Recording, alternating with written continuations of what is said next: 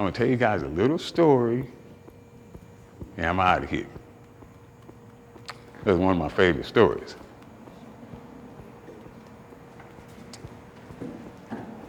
On the plains of Africa, out in the wilds, there was a lion, and he was king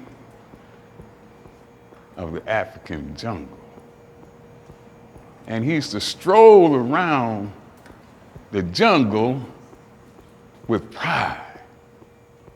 And when he roared, all the animals knew that the king was here. And they bowed down because the king was in the area. They worshiped him. They were afraid of him because he possessed great power. And one day, as a king strolled through his domain with his young cub behind him, hunters came. And to the horror of his young cub son, he watched his father shot to death. And they captured this young cub. The young cub's name was Goliath. So it's Goliath's story that I want to tell you just a little bit about. They captured Goliath for the circus. And for 30 years, Goliath was part of Ringling Brothers' Barnum and Bailey circus. 30 years, Goliath raised up on his hind legs whenever they cracked the whip. And for 30 years, Goliath jumped through hoops.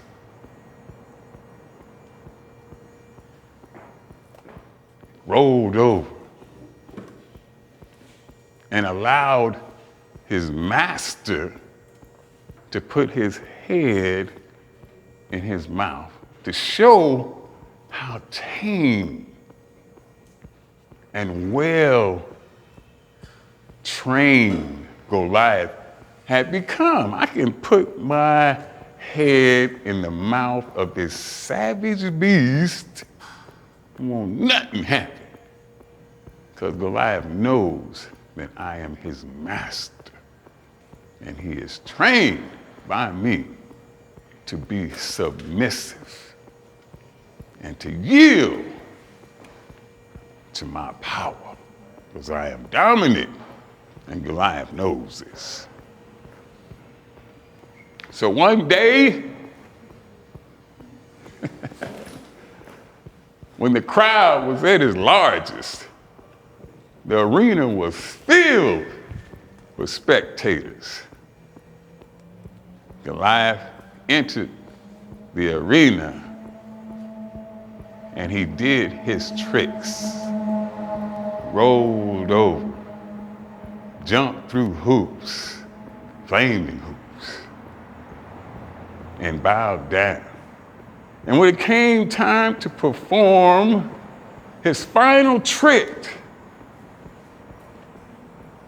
the one that silenced the crowd, where his master would put his head in Goliath's mouth and show everybody what control he had over this savage beast.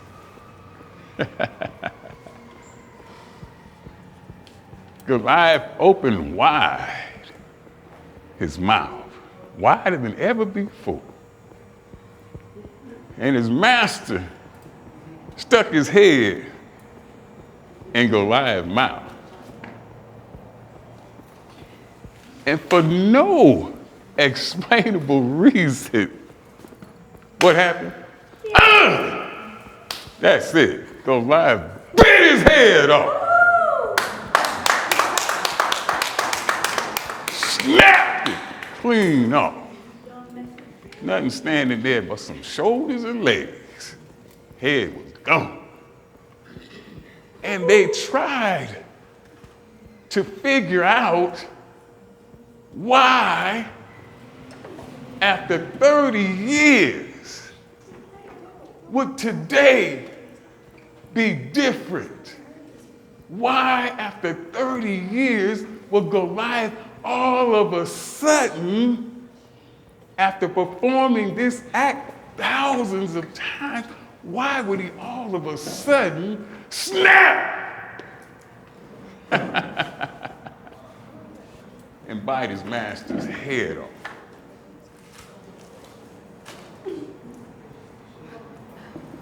Oh!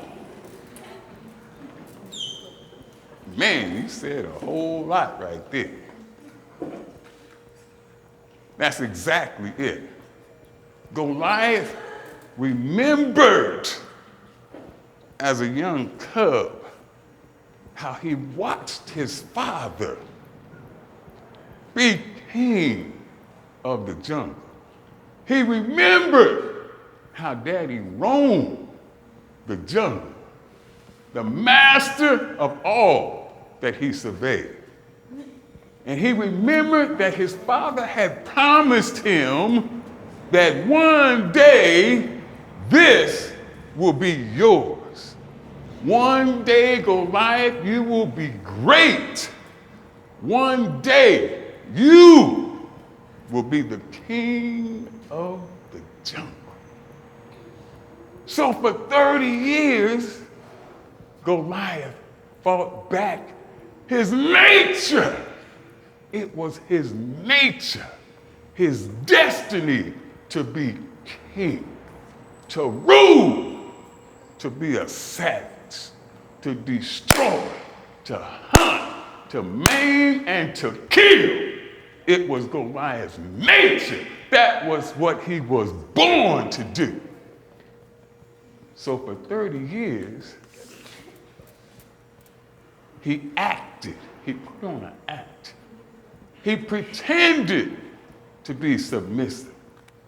So for 30 years, he fooled them into thinking that he was not what he was born to be. So after 30 years, when he gained their complete confidence, their complete trust, Goliath decided, I remember what you did to my father in the jungle 30 years ago. I remember that you slain my father and I watched him die. I remember what you did to the great king of the jungle. And I know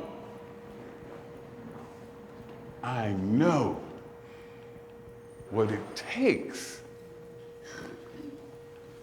to face death, knowing that he would be killed, because he seen what happened to his dad.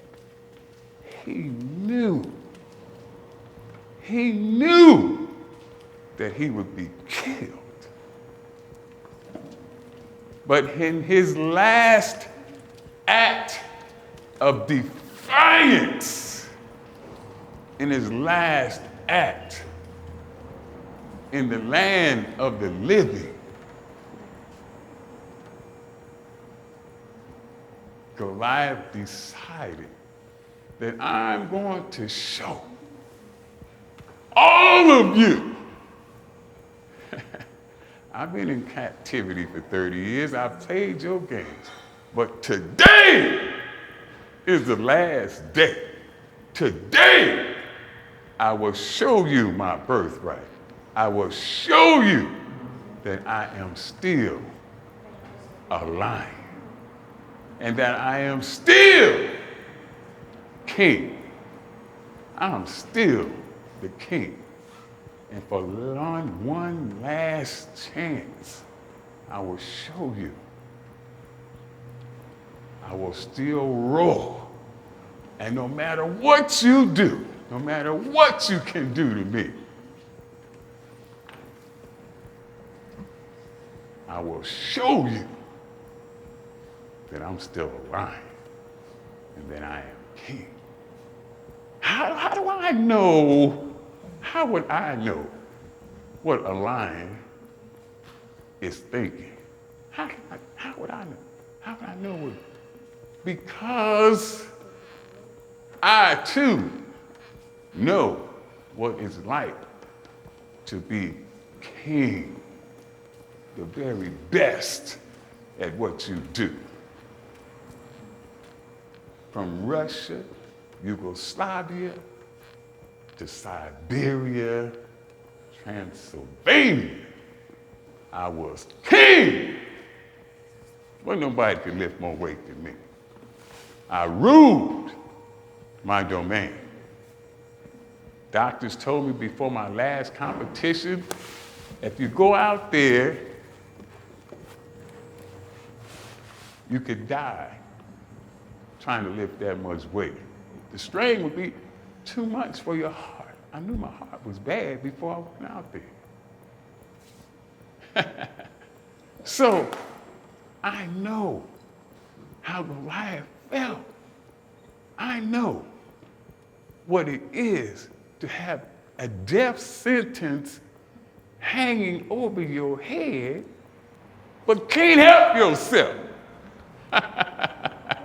I could not help myself. I trained my whole life to be the best on the planet. And even knowing that it might kill me, it is no way I was not going to compete because it was my destiny. It was my destiny to be king, to be the best.